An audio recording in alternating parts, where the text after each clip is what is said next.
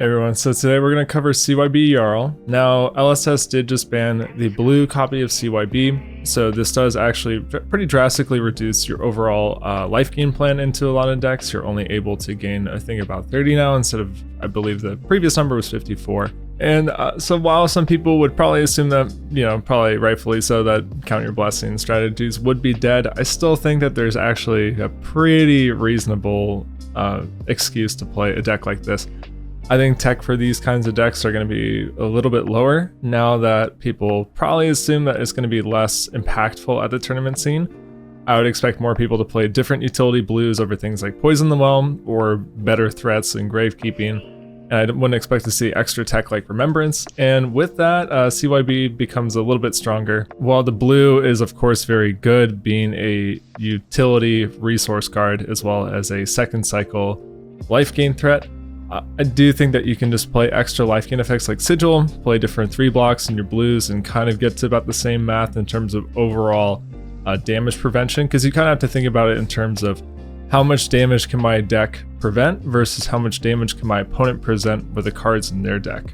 And so going through the list today from top to bottom, we're playing Coronet Peak, mainly depending on your state in the match. It may be correct to swing Titan's Fist because eventually presenting a clock to your opponent in these fatigue style decks is actually really powerful, because at some point they can't take the damage anymore, so they have to start blocking with cards. But when they block with cards, they're reducing the amount of damage in their deck that they can throw back at you, and you can present basically a fork in your play pattern that kind of beats them on 2 different axes. And so I probably think it's correct to send Titan's Fist most of the time.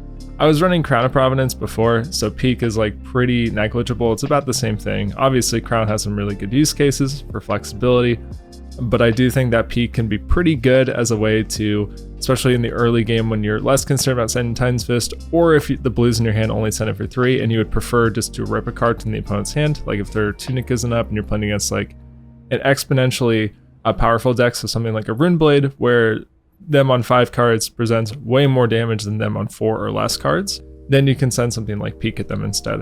We have Tunic. This is pretty self-explanatory. It allows you to pay for Rampart, or it allows you to play CYB 2 copies in the same turn. You can play something like CNC as well, bluff a Pummel, and then use your Tunic and play CYB instead. And we're playing the new Gauntlets, and we are of course playing Rampart. This is pretty big for the strategy. It allows us to prevent a lot of damage while keeping cards in our deck. It's much worse than Fatigue Golem in terms of just keeping cards in deck, because we can't Earth pitch as well. But the fact that we can prevent 1 damage, preserve a card in our deck is really important when every blocking card in our deck matters over the course of multiple game cycles. So we're going 3rd, 4th plus cycles in these games. We need to keep as many cards in our deck. This just lets us have efficient blocking while also letting us pitch a blue to resolve CYB and just adding 1 health every time we play a CYB on our opponent's turn. So every time we would, gain life, we're adding an extra block value. We're running Rootbound Trunks because our deck is mainly posed to reduce New's ability to kill us in our blue slots. We're playing a bunch of auras, and so we actually get much better value compared to something like Civic Steps. Also, Civic Steps is a huge liability in a Fatigue deck. Giving our opponent a Quicken that they can sit on to sculpt an even more powerful turn is a surefire way to get us killed. So Rootbound Trunks does exactly what we want it to do. The overall deck composition is usually siding above 60 cards in every matchup. You could run more lean counts into decks that naturally fatigue themselves. So you could think of something like Dash IO. In the Dash IO, I would probably cut down to 60, just have the most impactful cards constantly. But into most decks, I think we need to go a bit above 60. Main problem is compared once again to the previous version of a Guardian fatigue list like Oldhim, specifically in the dual element talent.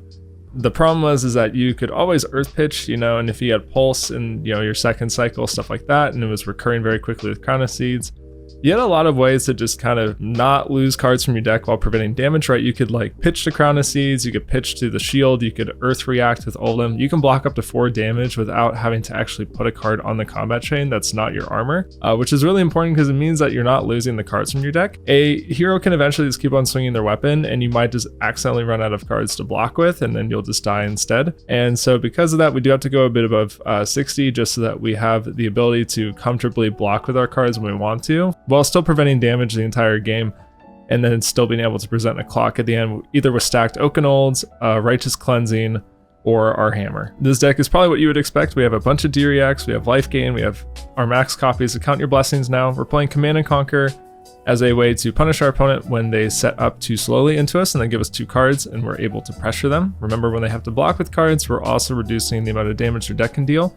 So even if they block for 6 on the CNZ to preserve their arsenal, you're still probably okay with that trade because you've reduced their deck by 2 more cards. It means that you're going to get hit with 2 less cards that game. It sounds so boring, but in terms of the math of the overall game, it really is impactful when you actually take cards from your opponent's hand and don't just let them sculpt whatever they want and play every single card. You have to eventually kind of force them to give you some cards. We have Oakenolds, so we can stack them. We have 2 copies of Mangle and 3 copies of Unforgetting. We're swapping the ratios because we want more block 4s in the deck. So I'd prefer to have more block 4s than I would have Mangles, especially because we're probably not taking damage to send a whole lot of Mangles at our opponent. This isn't really a tempo deck at all. We're kind of comfortable blocking with a couple Unforgettings, and then maybe in the right spot, late game we can block with 1, or we draw our Mangle and then we can pitch into the arms and play it. We're playing Righteous Cleansing. I think that this card's actually really sick. It's always been a pretty good fork for decks you're trying to fatigue, because if they eat it, you get to rip potentially multiple power cards from them. And if they block it out, which is pretty hard to do because it's on 10, right? So it's not really super comfortable because you can't just put you can't put 2-3 blocks in front of it and stop the effect. You have to give additional stuff. So if you pitch stack this and then pop it with Tunic as a 3-card 10, that requires your opponent with no armor to give you 3 cards or lose a bunch of power cards. You put them in a spot where either way, they just don't get to resolve all their endgame cards against you, which is exactly where you want to be. So this is a really powerful tool for the fatigue style list. And then for our blues, these are a bunch of cards that either slow the game down, destroy armor, or are utility in certain decks. And most importantly, that new can't really play very well against you. So we have Blizzard, CLF. These are just really powerful tools against aggro. You also have Hypothermia, right? These are 9 amazing cards against really tightly curved aggro decks. The point of these is that you're going to play them, and then naturally your opponent kind of has to slow their entire game plan down. So if Aurora was going to hit you with like a 20 plus damage turn with 5 cards and you Blizzard her, or you play Hypo and pass, and her turn is going to resolve around like Flittering Charge or using her embodiment, stuff like that, Entwine Lightning, Lightning Surge. None of that works anymore, so she maybe only gets to send maybe like 2 cards into you, maybe 3. Her damage is significantly lowered, which means that you have more life total now to keep, Count Your Blessings, to keep a CNC. Maybe you get to keep like a Righteous Cleansing or an Oakenold. So the whole point of it is that you are getting more space to resolve more of your CYBs, or to resolve some disruption that requires her to block and efficiently remove some cards from your deck. But you're never really going to try to take damage to play these. It's only when you're given the space to. In all other circumstances, CLF just blocks for 3. Blizzard you can pitch to Rampart if it doesn't seem like it's going to line up super well into their turn. And Hypo, is kind of a weird one. You probably want to play it more often in the matchups where it's relevant. In other matchups, you can just block with it, and it does block for 2, which is a little bit worse.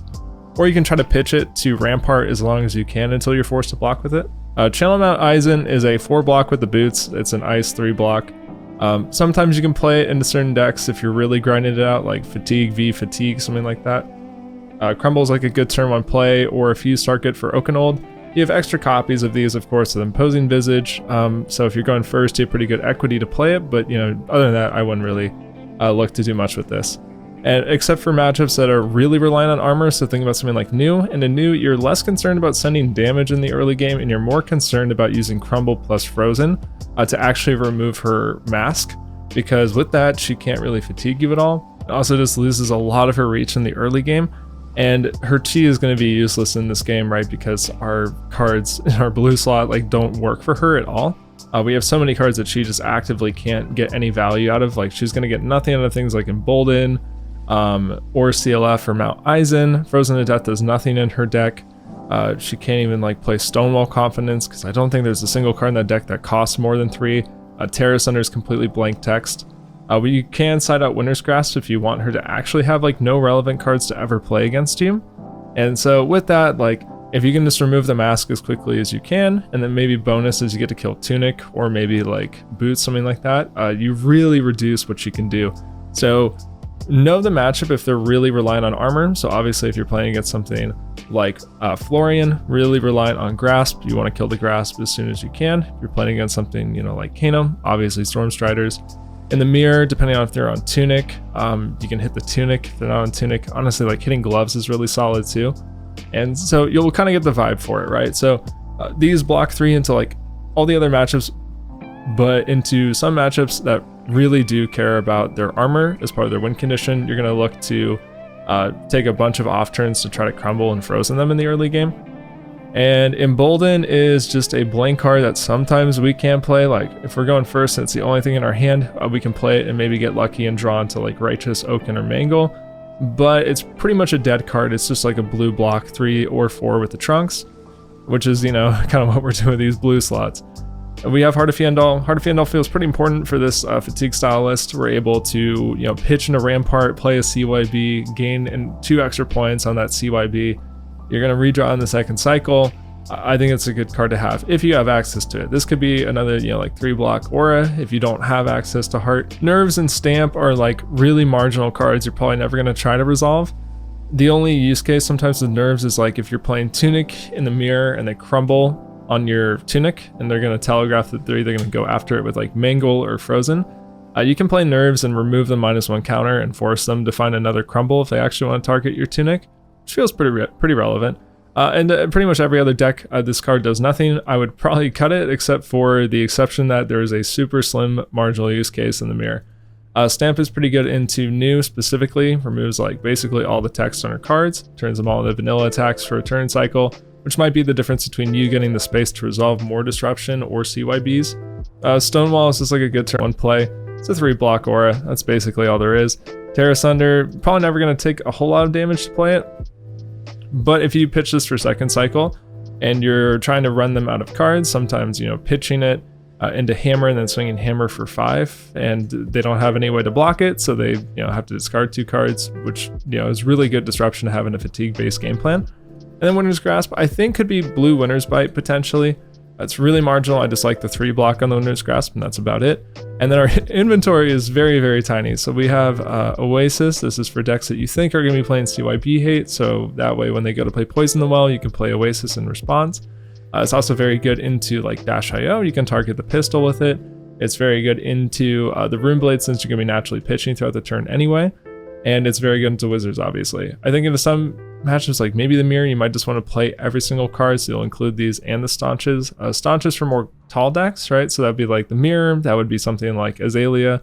Decks where you have to block a ton, or also where card economy really matters, because Staunch blocks for 10 with 2 cards, or with 3 cards technically. But the more important thing is that you only lose 1 card, right? So when every single card matters, because you have to keep on blocking the entire game, and there's a risk that you could run out of cards yourself, blocking every single point of damage. When you're able to display Staunch, block for 10, but only lose 1 card from your deck, because you only lose the Staunch. The 2 blues you pitch go back into your deck.